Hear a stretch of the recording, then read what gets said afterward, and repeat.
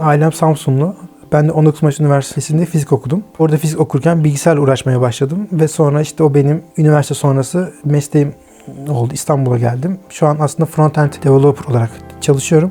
İşte bir yandan da işte astrofotoğrafçılıkla uğraşıyorum. Üniversite zamanından başlayan bir hobiydi. Şu an işte ciddi bir şekilde devam ettiriyorum hobimi. Üniversite zamanı şöyle başladı. Fizik okuyordum. Astrofizik dersi almaya başladım. Bir kere çok ilgimi çekti. Tabii bunun temeli şöyle aslında. Ben çocukken Mark Twain'in Maceraları diye bir çizgi film izlemiştim. Ve o çizgi film beni çok etkilemişti. Çünkü orada hep işte uzay, Halley kuyruklu yıldızıyla ilgiliydi.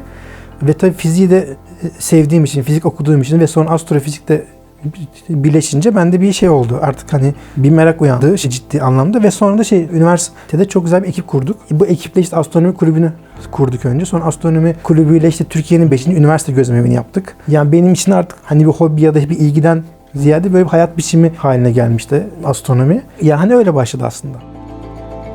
Astrofotoğrafçılık ve normal fotoğrafçılığın farkı temelde aslında şöyle. Sanırım harcanan saatler denebilir. Çünkü bir normal fotoğrafta işte bir kare çekilir ve o bir anı yakalarsın. Ama astrofotografide bir fotoğraf için belki 20 saat, 25 saat, 30 saat hani işte çekim süresi uzun. Bir de onun işlemesi kısmı var. Hani o da biraz daha uzun. Yani öyle bir fark var. Bir gökyüzü fotoğrafının aslında hikayesi şöyle. Önce çekmek istediğim hedef ne? Mesela Samanyolu'ysa Samanyolu'nun yıl içinde göründüğü zamanlar var. Yani mesela kışın Samanyolu çekemiyorum. Yani Samanyolu merkezi yazın gözüküyor. Önce bunun planlamasını yapıyorum. Sonra ona uygun ekipmanlarla onu çekebileceğim karanlık yerlere gidiyorum. Çünkü büyük şehirlerde çok fazla ışık kirliliği olduğu için gökyüzünü göremiyoruz ve fotoğraf çekemiyoruz. Tabii oraya gittiğimiz zaman da Samanyolu'ysa konumunu, hani ona uygun açıyı bulmak gerekiyor. Tabii bunun için yardımcı app'ler var. Hani bilmeyenler içinde konumumuzu ayarlıyoruz ve sonra fotoğrafımızı çekmeye başlıyoruz. Çekim süreci de yani aslında benim belki de hayatta en çok zevk aldığım konu orada yıldızların altında olmak. Fotoğraf çekerken o yaşadığım hazzı ben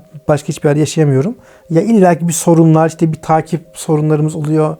Odak sorunlarımız oluyor. Bazen cihazlarımız çalışmıyor. Karanlıktayız, ışık yakamıyoruz ki. Çünkü o sırada başka arkadaşlarımız da oluyor genelde. Hani onların çekimleri en azından bozulmasın diye. Tabii karanlıkta iş yapmak da çok zor oluyor. Ama bütün bu süreç bazen çok zor olsa da bazı günler gerçekten birkaç gün hiçbir şey çekemeden sadece gece sorunlarla uğraştığımız zamanlar oluyor. Ya o kareleri ekranda görmek ve sonra onun birleşince hani ortaya nasıl bir şey çıkacağını düşünmek, o heyecan çok paha biçilmez.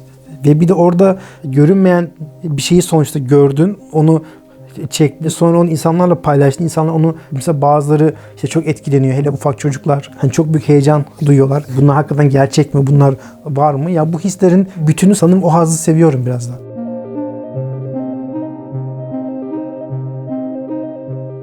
Carl Sagan'ın onun dediği çok güzel bir şey var. Astronomi insana mütevazilik kazandıran bir uğraş. Yani o yüzden bunu seviyorum ya, çünkü o kadar büyük evrende aslında ne kadar değersiz olduğumuzu görüyoruz. Tamam, çok değersiz evrenin büyüklüğünde ama yani bunu anlama çabamızla da aslında önemliyiz.